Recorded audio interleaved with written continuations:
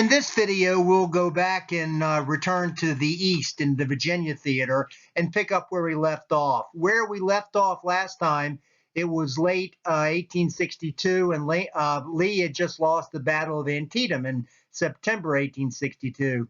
Well, what he did was, after that battle, he retreated into Virginia and took up positions at Fredericksburg, just south of Washington on the Rappahannock River. You can see where the arrow points here. Lincoln was not happy with McClellan again, and so what he decided to do was replace McClellan with Ambrose Burnside, shown here. Now, you keep in mind that General Henry Halleck remained overall commander of the U.S. military, and Burnside is going to become the commander of the Army of the Potomac. So he replaced McClellan and put Burnside in his Army of the Potomac commander. Burnside was liked by his troops because he always seemed to be concerned about their well-being. In time, he is going to become famous for his distinctive facial hair, kind of like wrapped around his face like a beard without hair on his chin. And people began in time to call it sideburns. And so that's where their term sideburns comes from. Interesting bit of trivia. Burnside wanted to immediately attack Lee at Fredericksburg, which is about a third of the way between Washington to Richmond, but Lee had taken up very good positions on the high ground just above the town and the river, and that meant that Burnside would have to have a direct assault across the river and then go uphill. The Battle of Fredericksburg began on December 11th, 1862, and lasted for several days. Here's a depiction of the troops getting ready to cross the river. It proved another great Lee victory as the South lost 5,300 men and held their position, while Burnside suffered twice as many, 12,500 casualties, and had to withdraw. Shown here is a picture of the town after the battle, and you can look carefully. You can see the destroyed bridge and crossing the river. In January 1863, trying to follow up, Burnside tried a flanking maneuver, marching his troops down the river from Lee's position at Fredericksburg and then crossing the river and attacking Lee's less defended sides. The 48-hour forced march turned out to be slowed by driving rain and wind, and there was mud everywhere, and it became infamous as the Mud March. You can see an historical marker here. The attempt, of course, didn't work as Lee troops were aware of the movement and moved to block it, and they kind of mocked over Burnside's efforts throughout. After the fighting, Burnside and other Union generals began feuding over who was responsible for the defeat and blamed one of his subordinates, General Joseph, as so-called Fighting Joe Hooker. Hooker was a fighter, all right, but he'd made a public statement that the nation needed a strong leader, kind of like a dictator, to take charge and win. Much to Burnside's surprise, however, Lincoln relieved Burnside of his command and actually named Hooker himself the new commander of the Army of the Potomac. Lincoln said he appointed him in spite of his dictator comments because he knew that Hooker was aggressive, and that was what Lincoln wanted. Hooker decided that what he was going to do was dispatch a small diversionary force down towards Richmond, hoping that Lee would take some of his army from Fredericksburg and move down to block him. And while Lee's army was then divided, the Hooker planned to flank him on to the west. He would go around Lee's position in Fredericksburg. Lee didn't take the bait, and as Hooker started to flank westward, Lee followed him, and the result was the Battle of Chancellorsville, which started in late April 1863 and lasted a week. In this battle, Lee surprised Hooker by, although his troops were outnumbered, he ended up dividing them and caught Hooker by surprise. The Battle of Chancellorsville is often cited as Lee's greatest strategic victory, sort of beginning to solidify Lee and his Army of Northern Virginia in Southern mythology. It was a victory for Lee, but it was a costly one. While he killed 17,000 Union soldiers, the Confederates lost 13,000, and Lee knew that the South could not continue with such losses while the North could. So here you see a picture of a trench and some dead soldiers in it. Another reason that the battle was costly for Lee was that he lost one of his top subordinates, the Confederate General Stonewall Jackson. Jackson had gone up to inspect the line, but had been mistaken by a North Carolina sentry as a Union man, and so he was shot by his own men. When the doctor told him that he would probably not live another day, Jackson asked what day it was, and told that it was Sunday. He replied, "That's good. I've always wished to die on a Sunday." So he's kind of in Southern mythology too. Here you see a bunch of people gathered at his grave site below.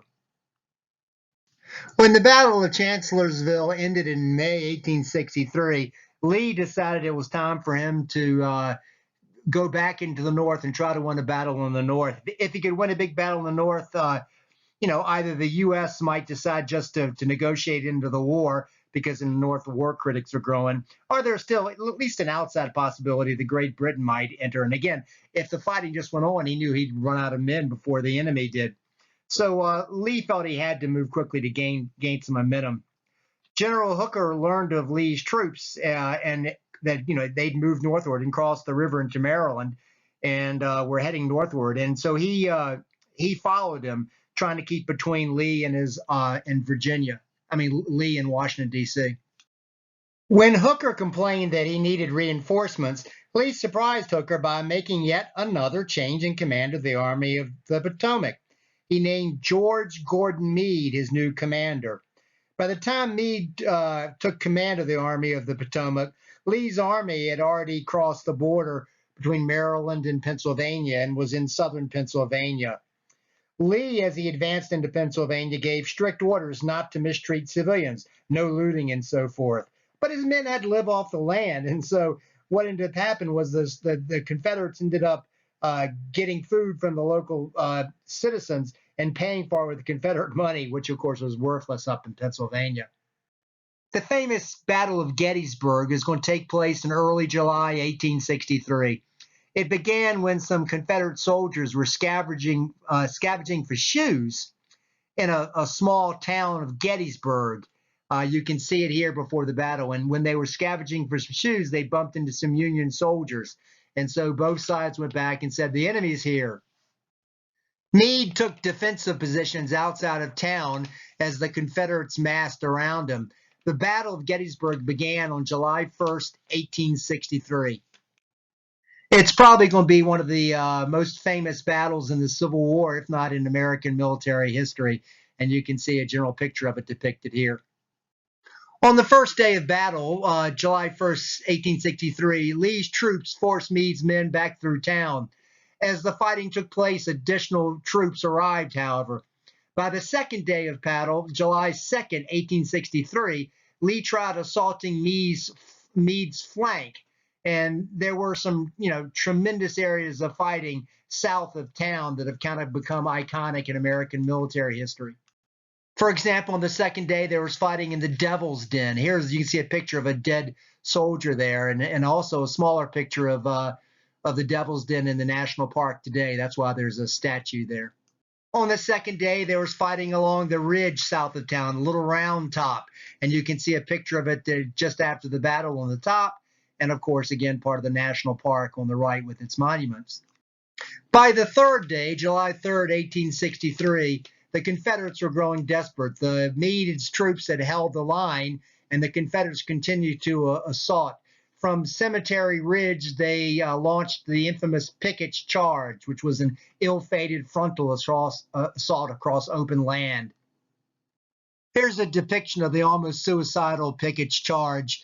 It was in the Pickett's Charge that the troops had taken to yelling as they attacked to try to scare the enemy, and this was the famous rebel yell. It not only scared the enemy, but it helped boost morale.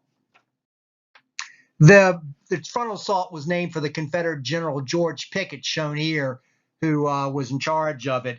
When Lee later found Pickett sobbing, Pickett said it was his fault, but Lee said, no, it was his fault. It was Lee's fault.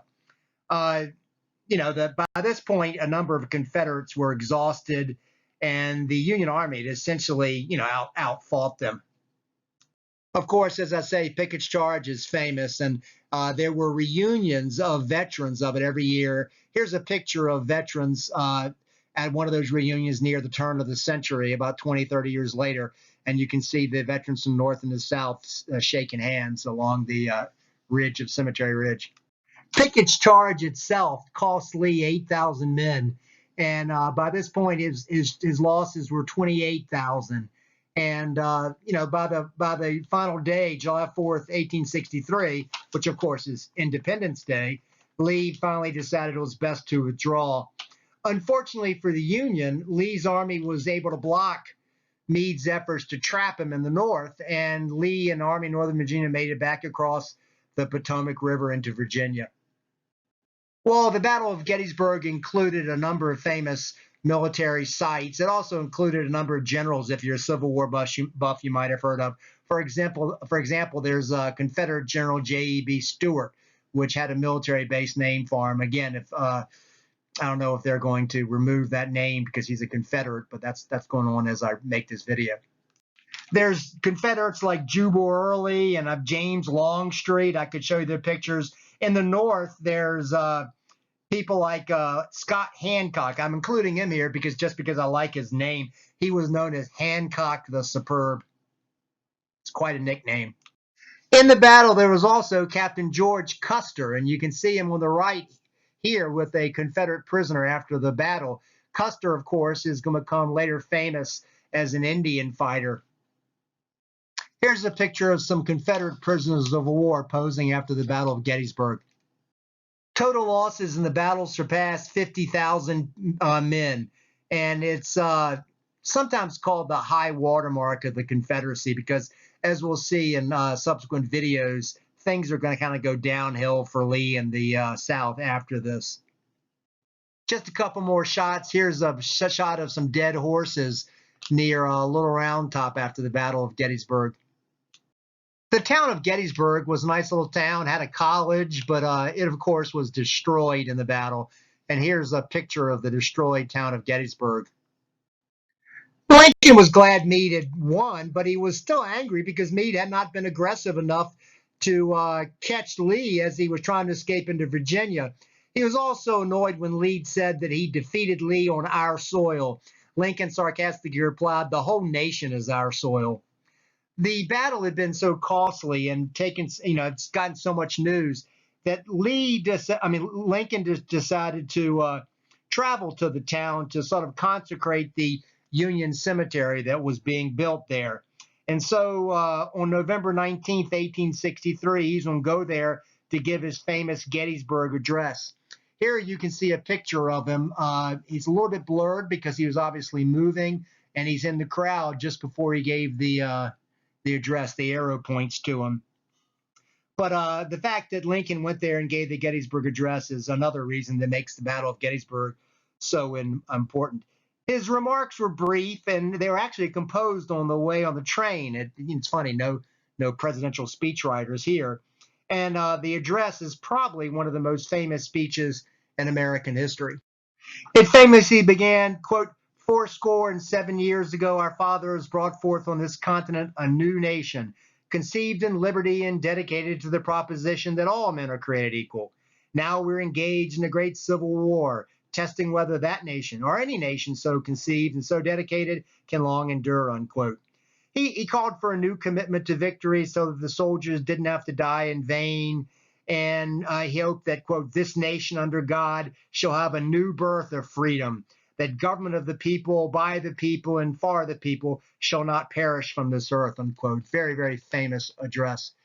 This concludes the video on the fighting in the East, the Virginia theater roughly in 1863.